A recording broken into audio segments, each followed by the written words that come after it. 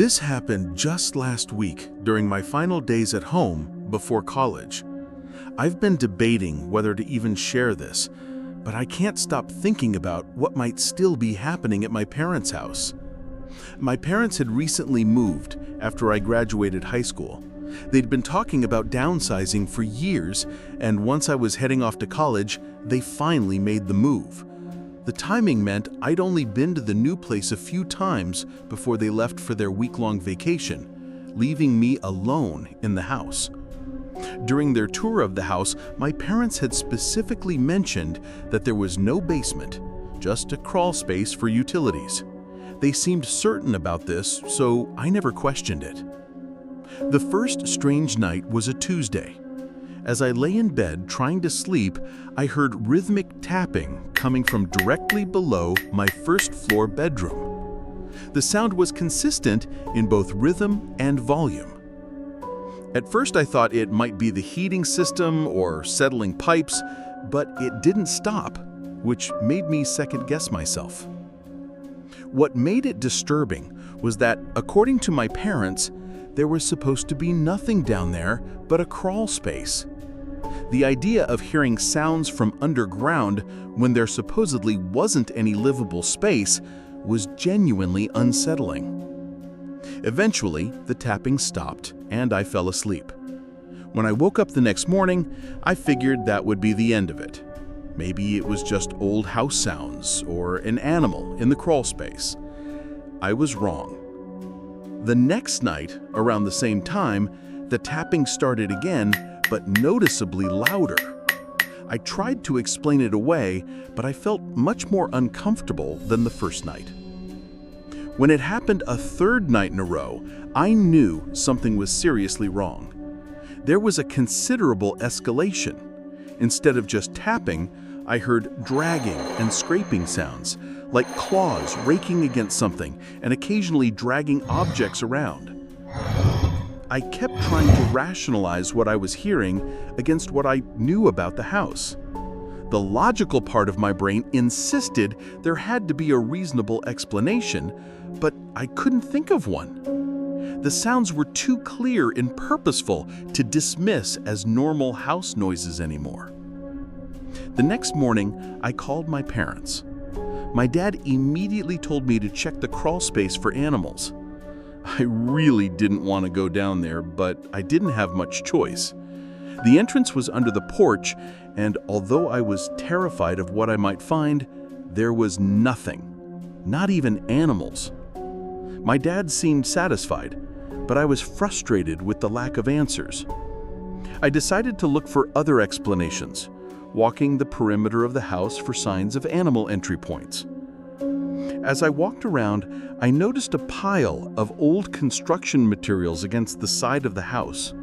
Lumber, tarps, concrete blocks that looked like leftovers from a renovation project. I'd seen them before, but never paid attention. I started moving the materials, thinking they might be covering an opening animals could use. What I found was much worse. Hidden behind the construction materials was a storm door, completely concealed and obviously unused for a long time. It was partially painted over, but it was definitely a legitimate entrance. When I opened it, I found concrete steps leading down into what was unmistakably a basement. I stood there in shock.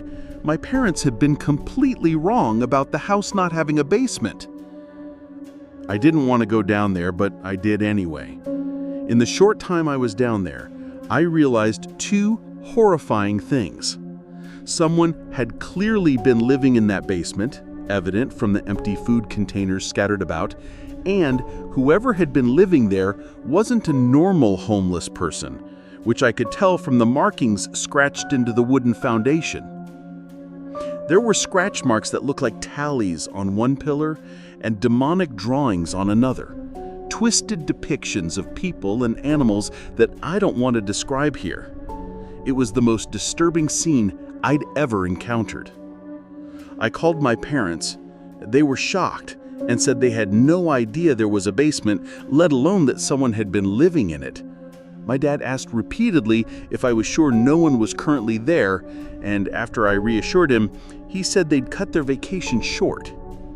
The first thing I did after hanging up was buy a heavy-duty padlock and secure the storm door from the outside. That same night, I was woken by aggressive banging and rattling from outside. Someone was trying to get back into the basement and was frustrated that the door was locked. The banging was so loud and violent, I was afraid they might break the door down. I froze as my heart started racing.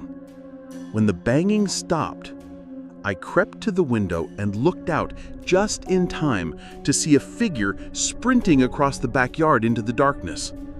I couldn't make out details, but seeing them flee made everything feel more real and threatening. The police did a thorough search but found nothing. They promised to increase patrols in the area. My parents came home the next day, insisting everything would be fine now that they were back. I left for college the following morning as planned, but I was extremely unsettled. It felt wrong to leave my parents alone, especially since we had no information about the person who had literally been living in our house for who knows how long. It's been a few days since I left, and I've been anxiously waiting to hear from my parents. So far, nothing has happened, but that hasn't put me at ease. I can't stop thinking about those awful markings in the basement, especially those sadistic drawings. I can't imagine what that person was doing down there, and I'm terrified something else is going to happen. Don't forget to like and subscribe if you dare to hear more chilling stories. I grew up in a small town near the Montana-Idaho border on the Montana side. This happened a long time ago, before everyone had cell phones. My area hasn't changed much since then, which is why what I'm about to tell you remains so vivid in my memory. It was the end of August, one of those final summer days when you can feel the seasons turning. That morning, driving my usual route to work along a 2-lane highway cutting through farmland, I spotted a light blue sedan pulled off on the shoulder about 15 minutes out. The car looks like it had been there a while, just sitting there with no hazards on, no one standing outside, angled slightly toward the ditch. As I got closer, I slowed to get a better look. The car wasn't running, and I couldn't see anyone inside. It seemed strange for that early in the morning, but not alarming. People break down and walk for help all the time out here. I figured someone had car trouble and headed to the nearest farmhouse, so I kept driving. I'd forgotten about it by the time I got off work, but driving home, I saw the same car in the exact same spot. The only difference was the driver's side door was now wide open. It hadn't been like that in the morning. I was sure of it. I slowed down again, craning my neck as I passed. Still no sign of anyone. No one walking nearby, no tracks I could see. Just that old car with the door hanging open like someone got out in a hurry and never came back. This time I didn't shrug it off. I pulled over when I had signal and called the non-emergency line.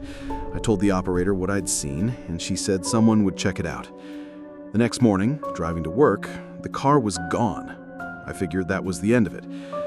About a week later, over breakfast, I saw something on the local news that caught my attention. Police were investigating a missing person case involving a vehicle found abandoned along a rural highway just outside town. Everything they described matched exactly what I had seen. They didn't release the man's name, but said the car was registered to someone from out of town who never showed up where he was supposed to. According to authorities, there was no sign of foul play and no witnesses. It was eerie that I had witnessed the situation right when it happened. I might have been the first or only person to report that car. I couldn't move on. The curiosity was eating at me. Not much happens out here, so something this odd was too peculiar to ignore. The next morning, I called my brother Benjamin, a local firefighter. I wanted to ask if he had any information from the police department, since they often communicate.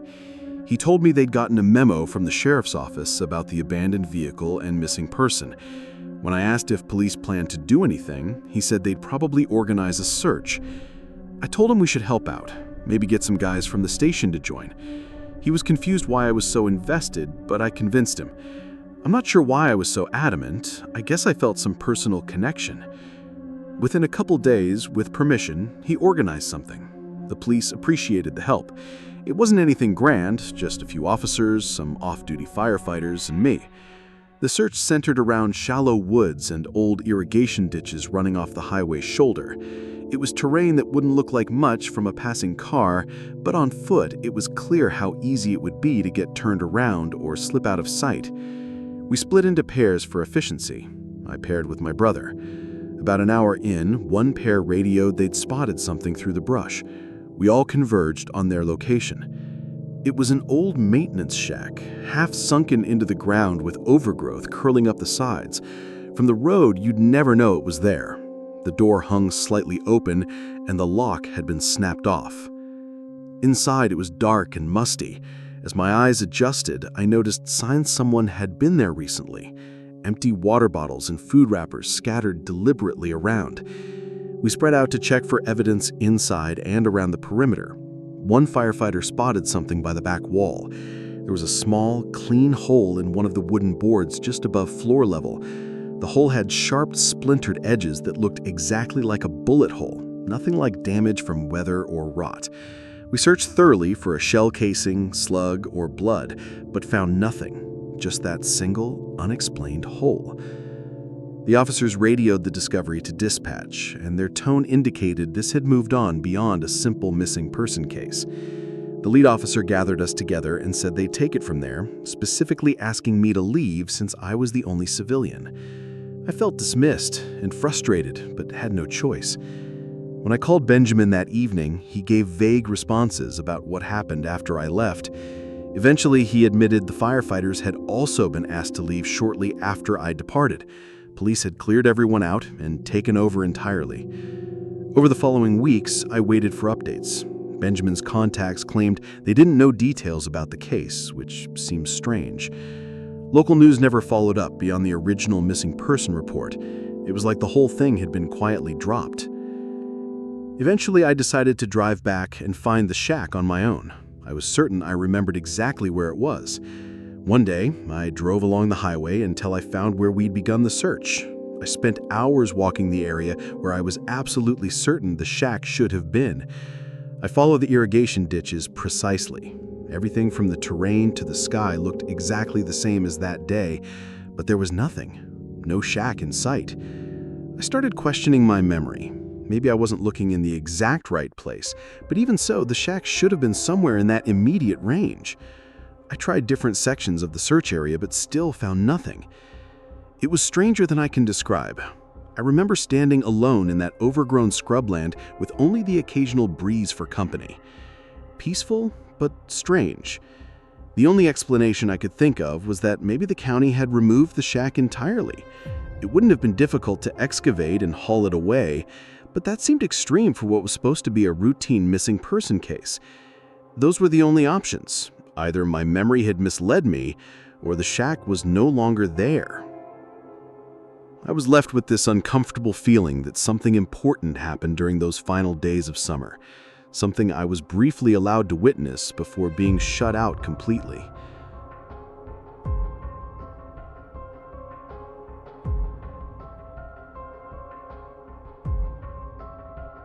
Don't forget to like and subscribe if you dare to hear more chilling stories.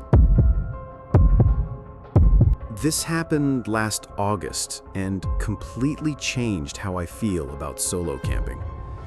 When I was a kid, my dad had an end-of-summer tradition where he'd take me and my brother camping sometime around mid-August. Nothing elaborate, just a few days in the wilderness before school started. I'm in my late 20s now, but I've tried to keep that tradition alive. Sometimes I can convince my dad and brother to join me, but usually it's just me going solo because my girlfriend absolutely hates camping. I don't want to drag her somewhere she'll be miserable for 3 days, so I've gotten used to the solitude. For this particular trip, I'd found what looked like a perfect spot on Google Maps, some isolated clearing that wasn't an official campsite. It was far enough from roads or trails that I figured I'd have complete privacy. I like being actually alone out there, not surrounded by RVs and screaming kids like at official sites. The hike in took about 2 hours. I'm in decent shape, but carrying all my gear, I took my time. I found a suitable place to pitch my tent, a nice flat area surrounded by thick pine forest with a clearing that gave me a good view of the sky. That first night was perfect. Just me, my thoughts, and nobody asking about work or when I was getting engaged. I made a small fire, cooked some freeze-dried pasta, and did some stargazing. The next morning, I decided to hike to a nearby river I'd spotted on my map to try catching fish for dinner. It would feel more authentic than eating packaged food the whole trip. I spent the whole day at the river. It was peaceful, and even though I'm not much of a fisherman, I got lucky and caught a decent-sized brook trout. I threw it in my cooler and started back to camp, feeling pretty good about myself. The problem was I'd completely mistimed the sunset and underestimated how far I'd hiked. What should have been a leisurely walk back turned into a trek through woods after the sun had gone down. Within 20 minutes, it went from golden hour to full darkness. I had a headlamp, but the unfamiliar terrain meant I was moving slowly. At one point, I noticed a faint light in the distance, swaying back and forth rhythmically, like someone walking with a lantern or flashlight. At first, I was relieved. Maybe there was another camper who could help me navigate back. After all, if you're hiking through wilderness at night, you've definitely screwed up your timing like I had. The light was getting closer, meaning whoever was holding it was walking in my direction. Not wanting to spook them, I called out a friendly hello, asking if they were camping too. I kept my tone as friendly and non-confrontational as possible. The light immediately stopped swaying and sat perfectly still for several seconds, which struck me as odd. Then, without warning, it shut off completely. A few more seconds passed as I stared at the pitch-black spot where the light had been. Then I heard violent crashing through the underbrush, someone running full speed through the forest, not toward or away from me, but off to the left, perpendicular to where I stood. My heart was racing. The whole thing was deeply disturbing. Everything about it was wrong. Why would someone run away like that? Even if I'd startled them, the normal reaction would be to say something back, or at least back away slowly, not sprint through woods in the dark. I tried rationalizing it the whole way back to camp. Maybe I had scared them by calling out. They had no way of knowing I meant no harm, and encountering a stranger in the middle of nowhere at night could frighten anyone. But I couldn't shake the feeling something was off. The secluded nature of the area made other campers unlikely, and most people would at least respond when called out. I picked up the pace and made it back to my campsite, but I was so unsettled I didn't bother making a fire to cook the fish. I just sat in my tent, ate packed food, and tried to read before calling it an early night. I'm normally a heavy sleeper, especially when camping and exhausted from hiking. So when I woke randomly in the middle of the night, I knew something was off. I listened for a few minutes, but everything sounded normal, just usual forest noises. Before trying to sleep again, I realized I needed to step outside. I unzipped my tent and started to poke my head out. The moon was bright enough that I could see the clearing without my headlamp. The moment I got a clear view of my campsite, I froze. Someone was standing maybe 15 feet from my tent. I couldn't make out details, just the silhouette of a person where there absolutely shouldn't be one. They stood motionless, like they were watching my tent. I'd never been in a situation like that and had no idea what to do. My mind raced, but my body wouldn't move. Whoever was there had probably seen or heard me unzip the tent and knew I was aware of them. I was likely moments from being attacked. As soon as I started thinking in terms of life and death, survival instinct kicked in and I snapped out of my paralysis. I reached for the switchblade that I always kept by the tent entrance and called out loudly, asking who was there. The moment I spoke, the figure started sprinting directly toward my tent, catching me completely off guard. No warning, just 0 to full sprint instantly, shrieking in a shrill, unnatural scream that didn't even sound human. He hit me before I could process what was happening. We rolled around on the ground as the man, definitely a man, judging by the voice, began clawing at my face like an animal. Not punching, literally clawing like he was trying to rip me apart. I managed to get the switchblade between us and sliced at his hand before dropping it in the struggle. Even though I hadn't gotten a clean strike, cutting his hand was enough because he immediately started shrieking and got off me. He went crashing through the woods again, but this time I could hear him screaming or laughing, some sick noise that chilled me to the bone. I sat there trying to process what had happened. My face stung from scratches and my hands shook uncontrollably. I could feel blood on my face, but wasn't sure if it was mine or his. I considered hiking back to my car immediately, but navigating through woods in pitch-black darkness seemed worse than staying put. I had only one option: spend the rest of the night in my tent, switchblade in hand, listening to every sound and expecting him to return. It was the longest night of my life, but I made it to daylight. The second there was enough light to see, I packed up as quietly as possible and hiked back to my car much faster than I'd gone in. As soon as I reached my car, I sped out without another thought. I considered calling police, but what would I say? Some guy attacked me while I was camping illegally in remote woods?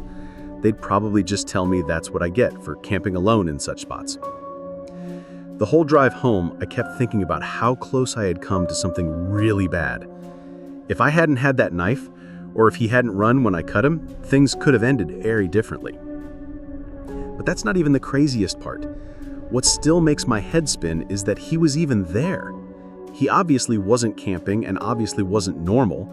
That was clear from how he tracked me down in pitch darkness and attacked me. And that scream, it still spooks me thinking about how brutal it was. Definitely human, but twisted in some truly unnatural way. I haven't been solo camping since then, and I'm not sure I ever will again.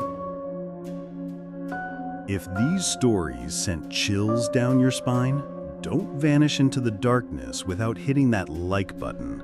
Share your scariest experience in the comments below, because your story might be featured next. And remember, the scariest thing is missing out. So subscribe now, before the next nightmare finds you.